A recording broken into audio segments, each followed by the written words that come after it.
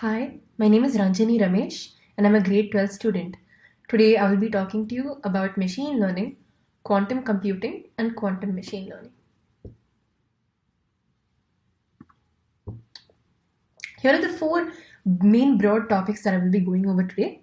Firstly, machine learning, my knowledge and experiences in this field, and quantum mechanics, quantum computing and quantum machine learning, and finally the no cloning theorem. Starting off with machine learning. An overview of my knowledge in machine learning.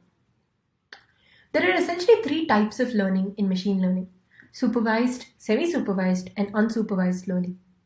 Supervised learning.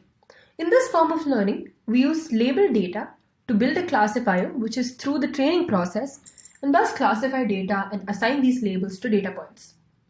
Supervised learning algorithms try to fit a predefined multivariate function onto a set of points. That is, these algorithms approximate an existing predefined function to fit the data provided in the best way possible. Some examples of supervised learning include the k-nearest neighbors of the KNN algorithm and regression models such as linear and logistic regression. Second, semi-supervised learning. In this form of learning, we use both labeled and unlabeled data. The classification of data takes place by the creation of boundaries between the data points. The underlying pattern amongst the data is first learned using the labeled data present in the training set. The unlabeled data is finally used to sharpen further and make the boundaries more distinctive. Semi-supervised learning follows the continuity assumption. That is, the algorithm assumes that the points closer to each other are more likely to have the same output label, and even the manifold assumption. That is, the data points lie approximately on a manifold of much lower dimension than the input space. Thirdly, unsupervised learning. This form of learning does not make use of any labels. Instead of learning the relationship between the labels and data, such as in supervised learning, unsupervised learning algorithms extract the structure of the data and use this information to classify the data. Some examples of unsupervised learning algorithms are clustering and low-dimensional embedding. Low-dimensional embedding reduces the dimensionality of data. The data is projected onto a smaller number of dimensions, which enables the machine to understand the topology of the data. An essential facet of machine learning is features. What are features? Features are heuristics that are discriminatory in nature and thus enhance classification. There are two kinds of features: geometric and probabilistic. According to the geometric viewpoint, features are grouped as feature vectors. Conversely, according to the probabilistic view, each feature is taken to be a random variable defined as a function that assigns an outcome to every outcome of a random experiment. The geometric view uses distance functions, angles, and vector norms to design algorithms. Some examples of these are Euclidean distance, Hamming distance, and cosine similarity. Euclidean distance computes the distance between 2 points in n dimensions. Hamming distance measures how many ones differ between two feature vectors. Cosine similarity takes the cos of the smallest angle between the two vectors. For the probabilistic view, irrespective of the kind of variable, the associated probabilities should add up to 1. Like a vector in geometric perspective, here we have a multivariate random variable for each data instance. The variables are independent. Not every feature is important. They may have very strong correlations or may be negligible. It is expected that with presence of more features, higher discriminatory power exists and thus machine learning improves. But this is not the case. It is seen that irrelevant and redundant features impact the machine's learning. This is especially seen in the cases of KNN, decision trees, and Bayes classifier. Thus, removal of redundant features and selection of features helps improve the machine's performance and generalization. Proper feature selection is imperative to reduce unnecessary computation and to overcome the curse of dimensionality. Now moving on to my background in machine learning. Firstly, why am I interested in machine learning? I'm interested in machine learning as it offers an exciting medium to use logic and computer science to solve problems in different spheres such as healthcare, sustainable development, disaster management, and many more. What is my experience with machine learning?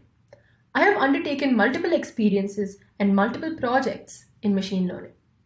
One was the Pioneer Academics Research Program, wherein I developed a novel method for early detection of Parkinson's disease using computer vision and machine learning. The main novelty of this method was the use of waveform analysis of motion and its classification using a KNN algorithm. I have also written a research paper detailing this method. Additionally, I was also a research intern at AI startup Phenomics, where I worked on an AI-assisted method for using brain fat as a potential biomarker for the early detection of Alzheimer's disease. Thirdly, what are some future aspirations I have with relation to machine learning? I hope to pursue computer science and AI to solve problems in medicine and healthcare. Now, moving on to the quantum side of things. Firstly, I will delve into my knowledge in quantum mechanics, starting with quantum states. Here I will go over the basic definition, pure and mixed states, and superposition. Firstly, the basic definition. A quantum state is a probability density which contains statistical information about the quantum state. It is denoted by the state vector. The Dirac notation is employed for state vector notation. As you can see here, there are various explanations detailing each one of the Dirac notations, such as the ket, the bra, the inner product, tensor product, and inner product between phi and a psi.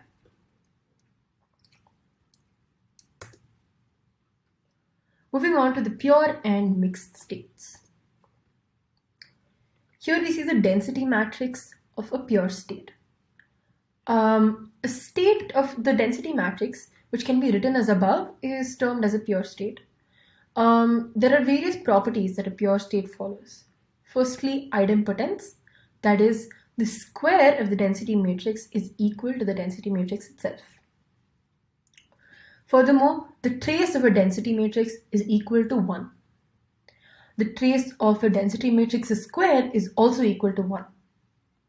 Pure states also follow hermiticity and positive semi-definitive properties. Moving on to mixed states. The density matrix of a mixed state looks like follows. This is how it looks. A mixed state is a mixture of projectors onto a pure state.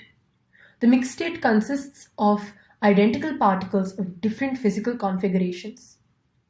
So here we see that psi I is a set of states and pi are probabilities associated with each psi I. Mixed states follow the same properties as pure states, however they do not follow idempotence. Moving on to the concept of superposition. Firstly, what is superposition? Superposition is the sum of state vectors, and we see that during measurement, only a single state exists in case of superposition. Here is a comparison between the density matrices of both. Here the density matrix of a superposition we see has terms in its secondary diagonal, whereas in the case of the density matrix of the mixed state, it is 0. Here are also diagrammatic representations showing the difference between a pure state and a mixed state.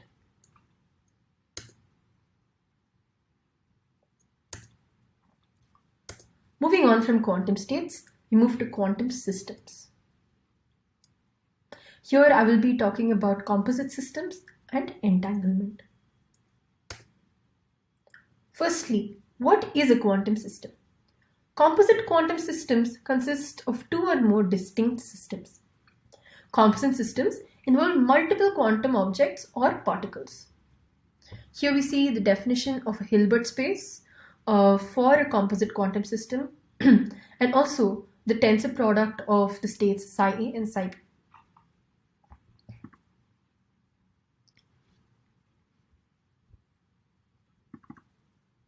B. We also see the definition of a Schmidt rank, where here we see that Ui and Vi are the orthonormal bases and M denotes the Schmidt rank.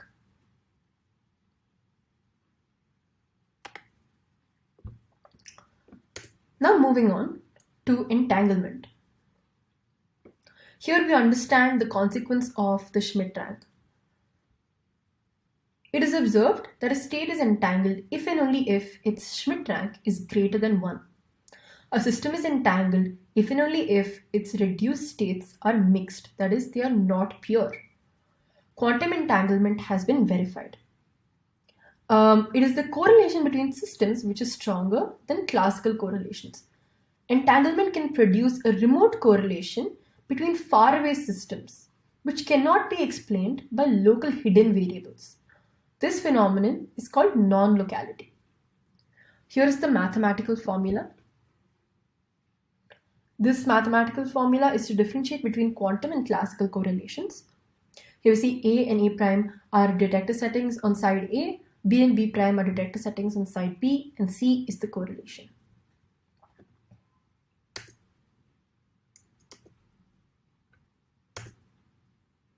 Moving on to quantum circuits. Here we will do quantum gates, single qubit gates and multi-qubit gates. I'll be covering the NOT, Hadamard, Z, Toffoli and Fredkin gates. Firstly, single qubit gates. Single qubit gates are gates which take in a single qubit as an input, and also the output is also single qubit. Here are the three main gates that I've studied: NOT gate, Hadamard gate and Z gate. Here is a definition of a NOT gate. Nextly, the definition of a Z gate.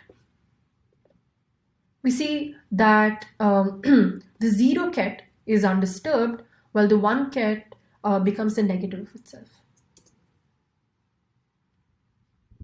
Finally, the Hadamard gate.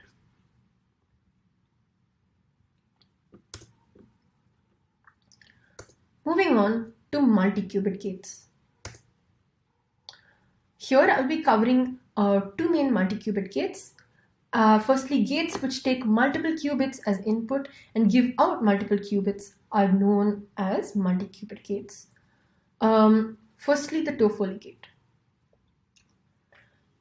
This is the definition for a Toffoli gate. It is observed that if control qubits A and B are set to 1, then the qubit C is flipped. The Toffoli gate follows idempotency. Any classical circuit can be simulated using the Toffoli gate, and every circuit has a reversible equivalent. Moving on to the Fredkin gate. Here are some details detailing the Fredkin gate. This gate comprises 2 qubits in total, where one is a control qubit, which is ancillar in nature, and the other are target qubits, which are affected by the transformations of the gate. The Fredkin gate is idempotent again. The ancillar qubit does not affect computation and is present to ensure reversibility. Any changes to the ancillar does not affect the final outcome of the Fredkin gate. So this was about quantum circuits. Moving on to quantum computing and quantum machine learning. Firstly, a contrast between quantum computing and classical computing. We see that in the case of quantum computing, we calculate with qubits which can represent 0 and 1 at the same time. This is how superposition and entanglement can occur. Classical computing, it calculates with transistors which can represent either 0 or 1 and cannot be represented at the same time. Quantum computing, the power increases exponentially in proportion to the number of qubits, whereas in classical computing, the power increases in a 1:1 relationship with the number of transistors. In quantum computing, quantum computers have high error rates and need to be kept ultra cold, whereas classical computers have low error rates and can operate at normal room temperature, as we can see. Quantum computers are well suited for tasks like optimization problems, data analysis, and simulations, whereas classical computing offers most everyday processing and is best handled by classical computers.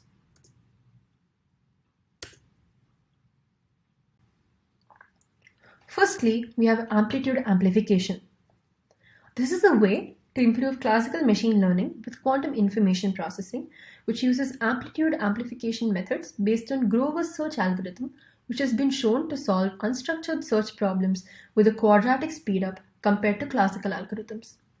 These quantum routines can be employed for learning algorithms that translate into an unstructured search task, as can be done, for instance, in the case of k-medians and the k-nearest neighbors algorithms.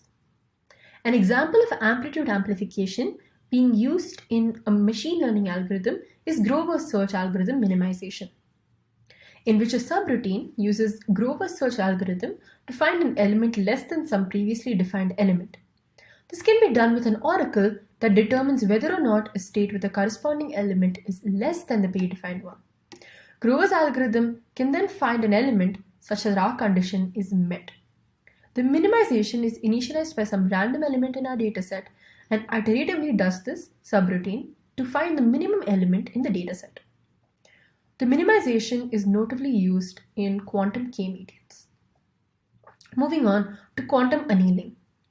Quantum annealing is an optimization technique used to determine the local minima and maxima of a function over a given set of candidate functions. This is a method of discretizing a function with many local minima or maxima in order to determine the observables of the function. The process can be distinguished from simulated annealing by the quantum tunneling process, by which particles tunnel through kinetic or potential barriers from a high state to a low state. Quantum annealing starts from a superposition of all possible states of a system weighted equally. Then, the time-dependent Schrödinger equation guides the time evolution of the system, serving to affect the amplitude of each state as time increases. Eventually, the ground state can be reached to yield the instantaneous Hamiltonian of the system. Lastly, we have quantum neural networks. Quantum analogs, or generalizations of classical neural networks, are often referred to as quantum neural networks. The term is claimed by a wide range of approaches, including the implementation and extension of neural networks using photons, layered variational circuits, or quantum Ising type models. Quantum neural networks are often defined as an expansion on Deutsch's model of a quantum computational network. Within this model, nonlinear and irreversible gates, dissimilar to the Hamiltonian operator, are deployed to speculate the given dataset. Such gates make certain phases unable to be observed and generate specific oscillations. Quantum neural networks apply the principles of quantum information and quantum computation to classical neurocomputing. Current research shows that QNN can exponentially increase the amount of computing power and the degrees of freedom for a computer, which is limited for a classical computer to its size. A quantum neural network has computational capabilities to decrease the number of steps, qubits used, and computational time. Here is an interesting figure. Here we see how different types of algorithms are classified as classical or quantum algorithms. They're done so based on the type of data and the type of algorithm. If we use classical data and a classical algorithm, it becomes a completely classical algorithm, that is CC.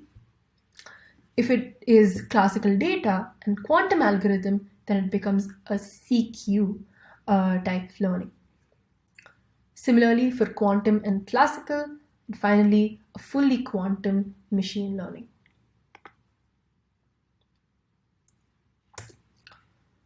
Moving on to the last part of this presentation, which is the no-cloning theorem. Here I will be discussing the quantum no-cloning theorem. The non-cloning theorem seeks to find a unitary operator R which will yield in a copy of the original state. However, it is seen that such cloning takes place only in certain cases. The no-cloning theorem thus shows that exact copying of data is not possible. Thus, concepts in the classical world, such as RAM, need alternative concepts in the quantum world. We see that this also implies the no teleportation and also the no communication theorems in the quantum realm.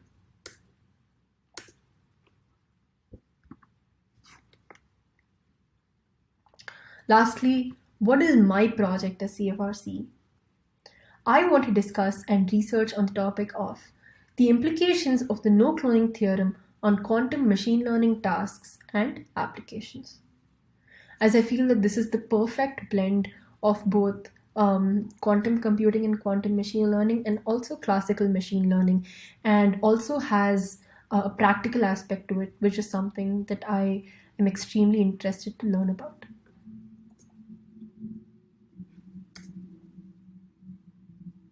Thank you.